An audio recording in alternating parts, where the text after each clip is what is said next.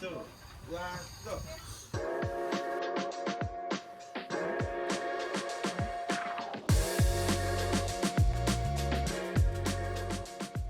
All right. Thank you. I'm just gonna start from the top here. Okay, when you first started traveling, what surprised you most about yourself? We were going from Colombia, then we got stopped. Okay. Everybody out, everybody up on the bus with the hands on, Really? and then they have to search. I take my traveler's bag, and then the officers who stand with guns said, "Is it yours?" I said, "Yeah, that's mine."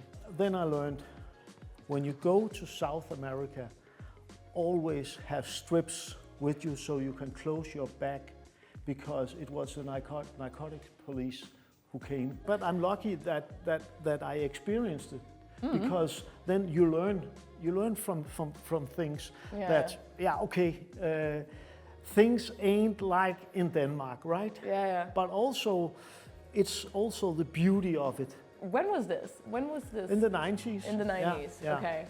Yeah, for me, my experience is 2 decades later in South America. And I think at that time, a lot of what we got from my parents as well, we also traveled through Colombia. And they kept telling us about these, like, you know, you're gonna be stopped on the bus and people are gonna search you and all these different things. So we were just sitting there like waiting for people to stop the bus. It never happened though. No. Never happened to us. And I mean, we could have been lucky. Yeah. It could have also been that it has changed a bit maybe. I think for me, I didn't know this about myself, was how much I depend on public transportation. I think I took that a bit for granted. You know, at home we always talk about, you know, they're always late, or, you know, all this stuff. And for me, then having, for instance, in Chile, the whole metro system is built for only 2.5 million people. But there's 7 million people living there. So we were all like clocked in there all the time. And I think for me, that became a big realization that maybe I actually took quite a lot of things for granted at home. Yeah. What's your wildest experience? The biggest me, this is not happening right now. I was traveling with 2 of my friends. We were going through various countries in South America. I pick up some sort of bug. We're visiting all these different places, and I know at this point we're gonna go and trek to Machu Picchu, right? Salcantay trek, we have this in mind. Before we do this though, we're gonna go to Lima and see all these different places. So we go there, and at this point, I think it's been 2 weeks and it's turned into some sort of chronic diarrhea. Yeah. Okay, it's real bad. We're at this hostel in Lima, and you know, I'm trying to have a good time, even though I'm dropping kilos by the minute. Yeah. But in this hostel, on the other side of the world, in comes this person that I haven't seen in maybe like 6 years. I met him when I was in exchange in the US, and he goes, "Hey, Sophie!" And I go, "What the f-?" At the point when I met him in the US, we were kind of crushing on each other, and I was like, why is this happening to me right now? Why? But still, we decide, okay, hey, let's go out, let's have a drink, it's gonna be fun. And I end up not showing because I had to be hurried to the hospital. So when I finally got back to the hostel, he was like, "Where were you at? Like, why didn't you show up? I thought we were gonna have a good time, you know?" And I was like, yeah. So funny story, I was admitted to the hospital because I have chronic diarrhea. I think it was in Colombia. Yeah? At that time I smoked cigarettes.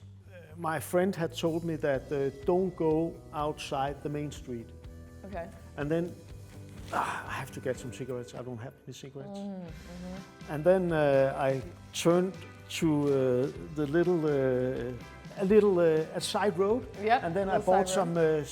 Then I stand in line. And then I get up to the counter, and then I said, "I have some cigarettes." And then there was this guy standing like 2 meters from me. He pulled up in his shirt, and then he showed his gun, and then he said, and then I said, and then I have to take my hand inside my pocket and then give him a little bit money, and then back to the street again. So you were held up at gunpoint? Yeah, like it happened so fast. What went through your mind at the time?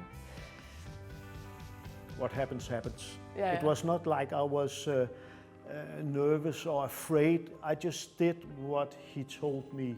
I think for me, like what has really, at least for my travels, has been these stories where you're like, the things that you couldn't plan, right? Because obviously you didn't plan to be mud.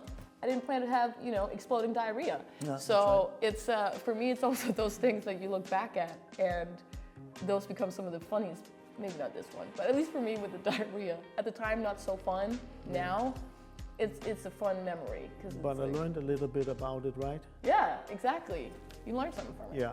What was the biggest misconception you had about a destination before traveling there? Half Greek, right? When I was actually meeting my father for the first time, he called me sometimes to say, "Oh, Carsten, can you come down here for like 3 weeks? I got this and this is." Papa, I can't do it. Why? Because I have my business here. So you had an idea of what Greek would be like, or Yes. Greece would be like, and Yes, it definitely wasn't. I think for me, the biggest misconception I had was about Mexico. I didn't have that many expectations. I just had, what I've heard. You always hear, oh, Mexico, it's so dangerous. Yes. Be careful. Don't go down this road. Don't do that. Don't do that. And I was so pleasantly surprised. For me, Mexico was absolutely amazing. We had the best time. I always tell people this is like my biggest recommendation. If you ever go to Mexico, go to Puerto Escondido. It's the most amazing place. People there were just so nice. They were so nice. We went to this, like, what's supposedly like the backpacking area. Like, this is where it goes down, right? Yeah. People are like, oh, there's a rave happening in the jungle tonight. And we were like, there's a rave happening in the jungle? We need to be there, right? So we went into this big jungle wood area. Yeah. They put this big DJ setup, Okay. lights everywhere, Yeah. and it's just a rave in the jungle. Oh, wow. I think that is one of my biggest, like, it's so great. Yeah. And not at all what I expected, yeah. Is there a specific person you meet on your travel who changed you? In Bali, I had this surfing instructor, and he was so patient. He was so patient with me. He said, Sophie, here's what's gonna happen. You're gonna surf. I'm gonna make you surf. Yeah. His life was very much like, I'm just chill. I'm just surfing. And almost like his perception of life was quite inspiring, actually. How about you? I think it was the girl that knew Pablo Escobar. I met her in a disco, and then then we talked about I was with her for 2 or 3 days. Not many people knew about him, how he was. Yeah. And she told me how he was, and then I can see now. If you see all how he did with the hippos, she told me that then. Yeah, I never forget her. Did that change your perception of Pablo Escobar at all? No, it didn't, but it shows again that everybody has a story. Everybody has something to tell, and everybody have their reason. If you could go back and give your younger self advice before the first trip, what would it be? Bring less stuff. Yeah, that's Oh right. my God, Yeah. you're carrying that backpack everywhere. And for some reason, you think you need to have your whole life in there. You do not. Nope. You need to have that. I think another thing would be try to stay a longer time in the same place. I think on my first backpacking trip, we wanted to see so much. Yeah. We didn't have that magical space where you can just say, oh my God, that sounds so fun. Let's go with you. Yeah. Because we had to be like, oh, that sounds really fun, but we actually have to be in this place in 2 days. Yeah.